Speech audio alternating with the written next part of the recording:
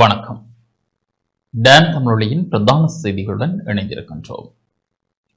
இலங்கையில் வெறுப்பு பேச்சு 113% அதிகரித்துள்ளதாக கொழும்பில் உள்ள ஐக்கிய நாடுகள் சபை அறிக்கை ஒன்றில் தெரிவித்துள்ளது. கடந்த வருடம் இறுதியில் இடம்பெற்ற நாடாளுமன்ற தேர்தலை தொடர்ந்து இலங்கையில் வெறுப்பு பேச்சு 113% அதிகரித்துள்ளதாக கொழும்பில் உள்ள ஐக்கிய நாடுகள் சபை அறிக்கை ஒன்றில் தெரிவித்துள்ளது. பாலின அடிப்படையிலான வெறுப்பு பேச்சு 159% அதிகரித்துள்ளமையால் இவ்வாறானதொரு நிலை ஏற்பட்டுள்ளதாக அந்த அறிக்கையில் குறிப்பிடப்பட்டுள்ளது. ஜனாதிபதி தேர்தல் முடிவடைந்ததை தொடர்ந்து இனம் அல்லது மத ரீதியில் சிறுபான்மையினருக்கு எதிரான வெறுப்பு பேச்சு 8 மடங்கு அதிகரித்தது. அதேநேரம் தொழில்நுட்ப நிறுவனங்களின் ஒத்துழைப்பு மற்றும் உள்ளூர் அமைப்புகளின் தீவிர முயற்சிகள் மூலம் சிறுபான்மையினருக்கு எதிரான நிகழ்நிலை பிரசாரங்கள் 2021 ஆண்டு முதல் குறைந்தன. இருப்பினும் மதங்கள் மற்றும் பெண்களை இலக்கு வைத்து குறிப்பாக பொது நிகழ்வுகளில் ஈடுபடுபவர்களை அல்லது பொது வழியில் கருத்துக்களை வெளியிடுபவர்களுக்கு எதிரான வெறுப்பு பேச்சு தொடர்வதாக ஐக்கிய நாடுகள் சபை அறிக்கையில் தெரிவித்துள்ளது.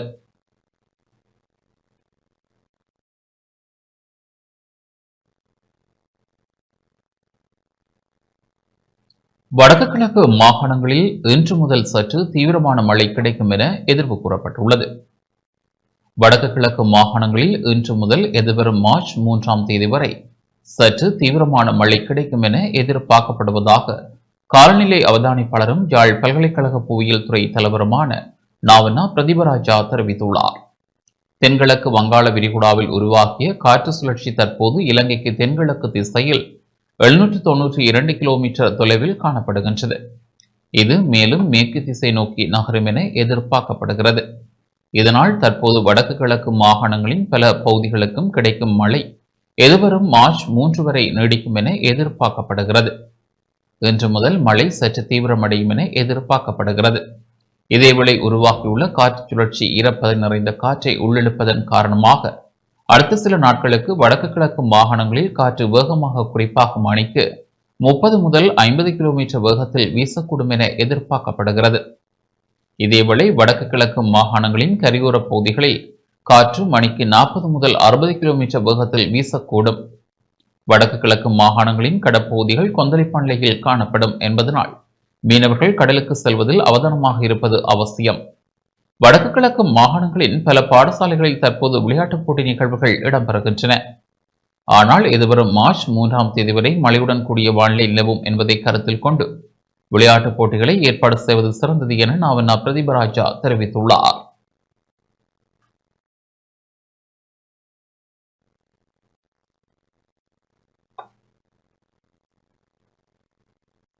மன்னார் திருக்கேஸ்வர ஆலயத்தின் மகா சிவராத்திரி நிகழ்வு நேற்று இரவு சிறப்பாக இடம்பெற்றது. வரலாற்று புகழ்பெற்ற மன்னார் திருக்கேஸ்வர ஆலயத்தின் 2025ஆம் ஆண்டுக்கான மகா சிவராத்திரி நிகழ்வு நேற்று இரவு சிறப்பாக இடம்பெற்றது. இதன்போது பக்தர்கள் கலந்து கொண்டு தங்கள் நேர்த்திக்கடன்களை செலுத்தி வழிபாடுகளில் ஈடுபட்டனர். பாலாவியில் நீராடி பாலாவி தீர்த்த நீரை திருக்கேஸ்வர ஆலயத்தில் உள்ள மகா சிவலிங்கத்துக்கு வார்த்து நெய் விளக்கு ஏற்றி வேண்டுதல்கள் மற்றும் நேர்த்திக்கடனை செலுத்தி பக்தர்கள் வழிபாடுகளில் ஈடுபட்டனர். அத்துடன் சிவராத்திரி திருக்கேஸ்வர திருப்பணி சபையின் ஏற்பாட்டில் இந்து கலாசார நிகழ்வுகள் அன்றை சொற்பொழிவு நிகழ்வுகளும் நடாத்தப்பட்டதுடன் விசேட இரவு பஜனைகளும் இடம்பெற்றன.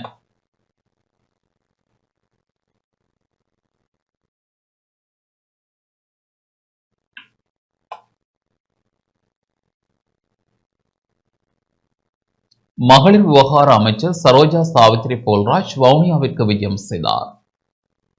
மகளிர் விவகார அமைச்சர் சரோஜா சாவித்ரி போல்ராஜ் நேற்று வவுனியாவிற்கு விஜயம் மேற்கொண்டு தேசிய மக்கள் சக்தியின் மகளிர் அணியினருடன் சந்திப்பில் ஈடுபட்டார். வவுனியாவில் உள்ள தனியார் விருந்தினர் விடுதியில் குறித்த சந்திப்பு இடம்பெற்றது. இதன்போது பிரதேச பெண்கள் வலையமைப்பின் ஊடாக அமைச்சர் பொன்னாடை போர்த்தி கௌரவிக்கப்பட்டார். தொடர்ந்து அமைச்சரிடம் வவுனியா மாவட்டத்தில் பெண்கள் எதிர்நோக்கும் சவால்கள் தொடர்பாக கருத்துக்கள் முன்வைக்கப்பட்டிருந்ததுடன் கோரிக்கை கடிதங்களும் கையளிக்கப்பட்டன. குறித்த சந்திப்பில் பிரதி அமைச்சர் உபாலி சமரசிங்க, தேசிய மக்கள் சக்தியின் முக்கியஸ்தர்கள், பொது அமைப்புகளைச் சேர்ந்த பெண்கள் என பலர் கலந்து கொண்டிருந்தனர். நாங்கள் சமத்துவம் கொண்ட ஒரு நாட்டை நாங்கள் எதிர்பார்க்கின்றோம். சமமான பங்களிப்பு எங்களுக்கு தேவை, அங்கீகாரம் எங்களுக்கு தேவை. அது போலவே எங்களுக்கு சமமான ஒரு களவும் எங்களுக்கு தேவைப்படுது, சமமான பங்களிப்பு தேவைப்படுகின்றது. எங்களுடைய ஜனாதிபதி அவர்களுடைய முக்கிய கோட்பாடானது 3 கோட்பாடுகள் இவ்வாறு முன்வைத்திருக்கின்றார். கிராமிய புறங்களில் வறுமை நீக்கும் வேலை திட்டம், டிஜிட்டல் பொருளாதார நிலை, கிளீன் ஸ்ரீலங்கா. இந்த 3 பொறிமுறைகளும் அந்த 3 வேலை திட்டத்தை முழுமையாக இந்த நாட்டுக்குள்ள நடைமுறைப்படுத்தினோம் என்றால் நாங்கள் சொல்கின்ற இந்த வேலை திட்டத்தினூடாக எங்கள் நாட்டுக்கு புதியதோர் மறுமலர்ச்சி ஏற்படும். நாங்கள் சொல்கின்ற இந்த கிளீன் ஸ்ரீலங்கா என்றது சுற்றுச்சூழல் பாதுகாப்பு அல்லது இந்த சுற்றுச்சூழலின் தூய்மை மட்டுமல்லாமல் நாங்கள் சொல்கின்றோம் அரசு சேவையில் லஞ்சம், ஊழல், மோசடி இல்லாத தூய்மை தேவைப்படுது. மக்கள் இடையில் இனவாதம், பேரினவாதம், மதவேதம் எதுவுமே இல்லாம அனைவருமே ஒன்றாக வாழ்கின்ற மன உறுதிப்பாடு உடைய நாடாக தேவைப்படுகின்றது. எந்த ஒரு சூழ்ச்சிக்கும் எந்த ஒரு சூறாவளிக்கும் எங்கள் அரசாங்கத்தை மாற்ற முடியாது, வீழ்த்த முடியாது, கவிழ்த்து விட முடியாது. உறுதியான ஒரு அரசாங்கத்தை நாங்கள் உருவாக்கி இருக்கின்றோம்.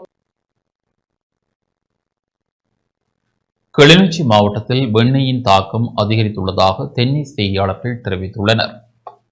கிளிநொச்சி மாவட்டத்தின் பல பகுதிகளில் வெண்ணெயின் தாக்கம் தற்பொழுது ஏற்பட்ட பருவமழையின் பின்னர் சடதியாக அதிகரித்து வருவதை அவதானிக்கக்கூடியதாக உள்ளதாக தென்னை செய்தியாளர்கள் தெரிவித்துள்ளனர்.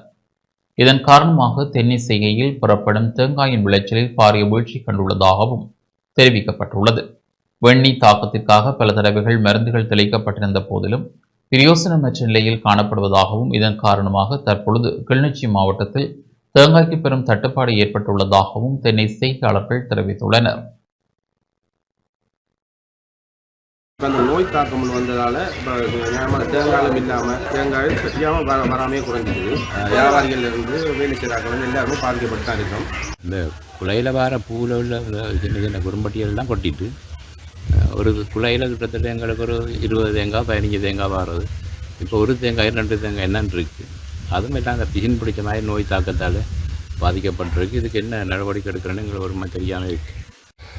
இப்போ மரங்களில் பார்த்தா ஒரு தேங்காய் 2 தேங்காய் தான் இருக்குது. இப்போ 1000 ஒன்றை பிடிச்சாலும் அவனுக்கு கூலி கொடுக்க முடியாது. அந்த நிலையில் தான் இப்போ நாங்கள் என்ன செய்கிறோம், இதுக்கு என்ன நோய் தாக்கத்துக்கு என்ன செய்யலாம்ன்ற முடிவோடு தான் இப்போ யோசிச்சு கொண்டு இருக்கிறோம். இப்போத்திய நிலவரத்தில் மரங்களில் காய் துப்புரவையில் நோய் தாக்கத்தால் இப்போ என்ன செய்கிறோன்னு தெரியாமல் நாங்கள் பசலை போட்டு தண்ணி இறைச்சி மரங்களை பாதுகாத்துன்னு வந்து நாங்கள் இப்போ கிட்டத்தட்ட கரையக்கூடிய தேங்காய் எடுக்கக்கூடிய நிலையில் இல்லாமல் இருக்குது. எல்லாம் மரங்களை பாருங்கள் எல்லாம் பெருமளமாக தான் இருக்குது. மரங்களில் நோய் பிடிச்சி இந்த பாருங்க வெள்ளை அணுக்கு பிடிச்சி மைட்ஸ் வந்து சொல்கிறாங்க. எனக்கு தெரியாது என்ன வந்து அடிக்க சொல்கிறோன்னு தெரியாது. ஏன்னா தேங்காய் பிடுங்கிறதுக்கு வரவே வந்து பிடிங்கன்னா மரத்தில் மைட்ஸ் கிடக்கிறால கண்ணு கையெல்லாம் பறக்குதான், தங்களுக்கு கண் கடிக்குதான், இருமல் வருதான் அப்படின்னு சொல்லி சாட்டு சொல்லினா. இப்போ 2 வரைக்கும் முன்னம் இங்கே கிட்டத்தட்ட 20,000 தேங்காய் இந்த சந்தைக்கு ஒவ்வொரு நாளும் வந்தது. ஆனால் இப்போ வர்றது 5000 தேங்காய் வருதில்லை. அதுவும் தரமான தேங்காய் வருதில்லை. வார தேங்காய் வெள்ளையும் முட்டுக்காயும் இளநியும் அதெல்லாம் பெரும் முழு வியாபாரியும் ஒட்டுமொத்தமாக தொழில் நட்டப்பட்டு பாதிக்கப்பட்டு போயிருக்கிறோம். இராணுவத்திலிருந்து கடந்த 10 வருடங்களில் 12,000 பேர் தப்பியோடியுள்ளனர். இராணுவத்திலிருந்து கடந்த 10 வருடங்களில் 12,000 பேர் தப்பியோடியுள்ளனர் என படைத்தரப்பு தகவல்கள் தெரிவிக்கின்றன. இவ்வாறு தப்பிச் சென்றவர்களில் ஒரு பகுதியினர் ஒழுங்கமைக்கப்பட்ட குற்றக்குழுக்களில் இணைந்து இயங்கி வருகின்றனர் என கண்டறியப்பட்டுள்ளது. இவ்வாறான குற்ற செயல்களில் ஈடுபடுவோரை கைது செய்யும் நடவடிக்கை தீவிரப்படுத்தப்பட்டுள்ளது என படைத்தரப்பு அறிவித்துள்ளமை குறிப்பிடத்தக்கது.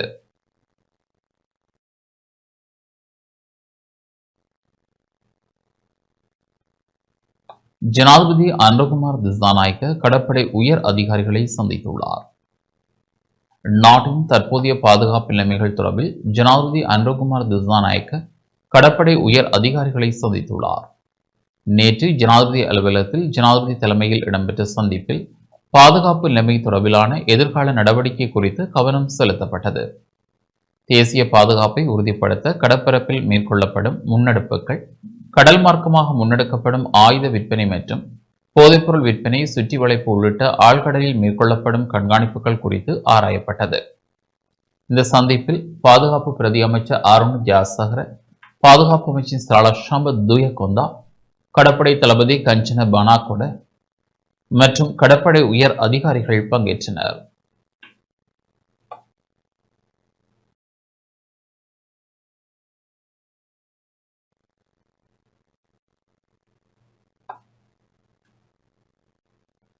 யாழ்ப்பாணம் கோப்பாயில் வீதியில் சென்றவர்களை மோதிவிட்டு தப்பி சென்ற வாகனத்தை போலீசார் கைப்பற்றியுள்ளனர். யாழ்ப்பாணம் கோப்பாய் பகுதியில் இறுதி ஊர்வலத்தில் சென்றவர்களை மோதிவிட்டு தப்பி சென்ற வாகனத்தை போலீசார் கைப்பற்றியுள்ளனர். யாழ்ப்பாண போலீஸ் புலனாய்வு பிரிவுக்கு கிடைத்த ரகசிய தகவலுக்கு அமைய கைதடி பகுதியில் உள்ள வீடொன்றில் குறித்த வாகனம் மறைத்து வைக்கப்பட்டிருந்த நிலையில் நேற்று போலீசாரால் கைப்பற்றப்பட்டது. கடந்த வெள்ளிக்கிழமை உயிரிழந்த நபர் ஒருவரின் உடல் தகன கிரியைக்காக மானிப்பாய் கைதடி வீதியில் உள்ள இந்த மயானத்துக்கு ஊர்வலமாக எடுத்து செல்லப்பட்டது. ஊர்வலமாக சென்றவர்கள் மீது வீதியால் மிக வேகமாக சென்ற வாகனம் மோதி தள்ளிவிட்டு அவ்விடத்திலிருந்து தப்பிச் சென்றது. இந்த விபத்தினால் காயம் அடைந்தவர்கள் யாழ்ப்பாணம் போதனா வைத்தியசாலையில் அனுமதிக்கப்பட்ட நிலையில் ஒருவர் உயிரிழந்ததுடன் 5 பேர் சிகிச்சை பெற்று வருகின்றனர். இவ்வாறான நிலையில் வாகனம் கைப்பற்றப்பட்டதுடன் வாகன சாரதி மற்றும் உரிமையாளரை கைது செய்ய போலீசார் நடவடிக்கை எடுத்துள்ளனர்.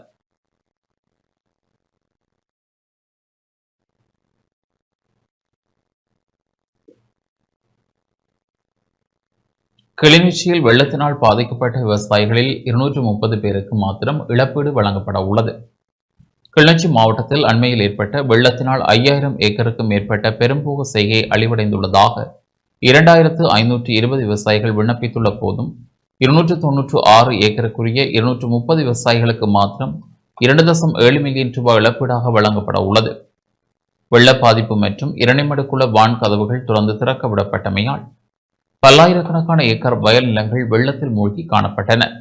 இதனால் சுமார் 5000 ஏக்கருக்கு மேற்பட்ட நெற்பயிர்கள் அழிவடைந்துள்ளதாக 2520 விவசாயிகள் கமல் சேவை நிலையங்களூடாக விண்ணப்பித்திருந்தனர். எனினும் வெள்ளத்தால் அழிவடைந்த பயிர்களை மதிப்பீடு செய்த காப்புறுதி திணைக்கள அதிகாரிகள் நோய் மற்றும் களைகளின் தாக்கம் என அறிவித்து 296 ஏக்கர் மாத்திரமே அழிவடைந்ததாகவும் அதன் காரணமாக 230 விவசாயிகள் மாத்திரமே பாதிக்கப்பட்டதாகவும் அதற்கான இழப்பீடாக 2.7 மில்லியன் ரூபாய் மாத்திரமே வழங்கப்படும் எனவும் குறிப்பிட்டுள்ளனர். ஆனால் வவுனியா மாவட்டத்தில் 1340.2 ஏக்கர் நிலப்பரப்பு அழிவடைந்துள்ளதாகவும் 912 விவசாயிகள் பாதிக்கப்பட்டதாகவும் அறிவித்து அவர்களுக்கு இழப்பீடு வழங்க 16.81 மில்லியன் ரூபாய் ஒதுக்கீடு செய்யப்பட்டுள்ளது. மன்னார் மாவட்டத்தில் 9228 ஏக்கர் அழிவடைந்ததாக 4285 விவசாயிகளுக்கு 126 மில்லியன் ரூபாய் இழப்பீடாக வழங்கப்பட உள்ளது. இவ்வாறான நிலையில் கிளிநொச்சி மாவட்டத்தில் மட்டும் பாதிக்கப்பட்ட விவசாயிகளுக்கான இழப்பீட்டுத் தொகை இல்லாமல் செய்யப்பட்டுள்ளதாக விவசாயிகள் கவலை வெளியிட்டுள்ளனர்.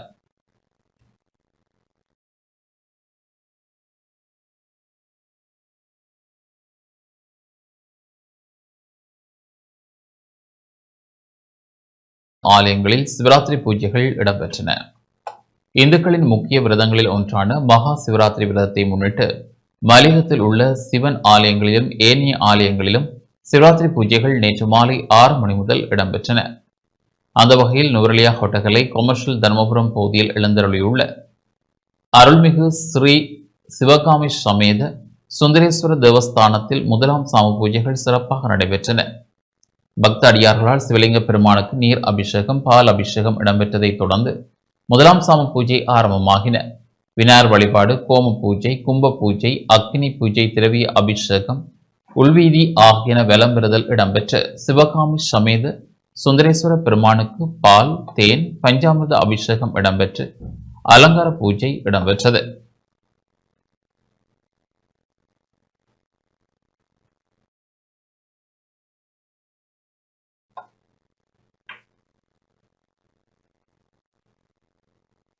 வவுனியா வெடுக்கனாரி மலை ஆதிலிங்கேஸ்வரர் ஆலயத்தில் சிவராத்திரி பூஜை வழிபாடுகள் இடம்பெற்றன. வவுனியா வடக்கு நெடுங்கேணி வெடுக்கனாரிமலை ஆதிலிங்கேஸ்வரர் ஆலயத்தில் நேற்று சிவராத்திரி பூஜை வழிபாடுகள் மிக சிறப்பாக இடம்பெற்றன. பூஜை வழிபாடுகள் நேற்று காலை ஆரம்பமாகி மாலை 5 மணியுடன் நிறைவு பெற்றன. இதில் மக்களும் சமூக ஆர்வலர்களும் பங்கேற்றனர். கடந்த ஆண்டு வெடுக்கனாரி மலை ஆதிலிங்கேஸ்வரர் ஆலயத்தில் சிவராத்திரி தின வழிபாடுகள் இடம்பெற்ற வேளை பல்வேறு கெடுபிடிகள் காணப்பட்ட நிலையில் நேற்று வழிபாடு மிக சிறப்பாக இடம்பெற்றுள்ளது. இருப்பினும் கடந்த வாரம் ஆலய பூசர் மற்றும் முக்கியஸ்தர்கள் ஒருவர் நெடுங்கணி போலீசாரால் அழைக்கப்பட்டு விசாரணைகள் செய்யப்பட்டிருந்ததாக மக்கள் குறிப்பிட்டுள்ளனர்.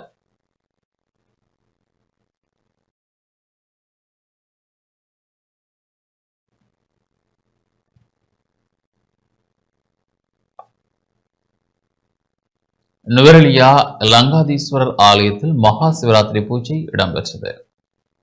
நுவரெலியா ஸ்ரீ இலங்காதீஸ்வரர் ஆலய காயத்ரி பீடத்தில் மகா சிவராத்திரி பூஜை இடம்பெற்றது. விசேட அபிஷேக அலங்கார பூஜைகள் இடம்பெற்றதுடன் குரு பூஜை, திருவுருவச் சிலை ஊர்வலம், காயத்ரி பூஜை, மகா மிருத்யுஞ்சய ஓமம், பிரார்த்தனை, தியானம், மந்திரபாராயணம் மற்றும் அருள்வதீசம் என்பன இடம்பெற்றன.